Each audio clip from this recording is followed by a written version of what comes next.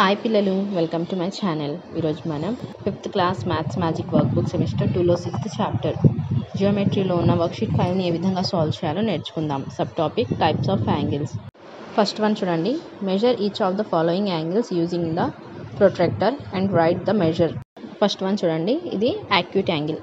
సుమారు ఇది 60 degrees ఉంటుంది. మీరు ప్రొట్రాక్టర్తో కరెక్ట్గా దీన్ని కొలిచి ఇక్కడ రాసుకోండి. తర్వాత సెకండ్ వన్, ఇది 90 degrees ఉంటుంది. థర్డ్ వన్, ఇది 110 degrees ఆబ్ట్యూస్ యాంగిల్, సుమారు 110 degrees ఉంటుంది.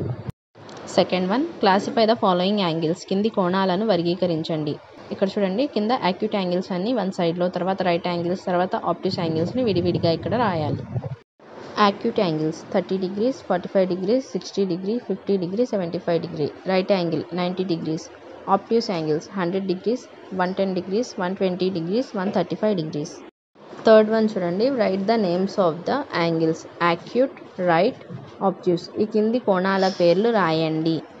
ఏ 70 degrees acute angle, B 40 degrees acute angle, C 115 degrees obtuse angle, D 90 degrees right angle, E 85 degrees acute angle, F 150 degrees obtuse angle.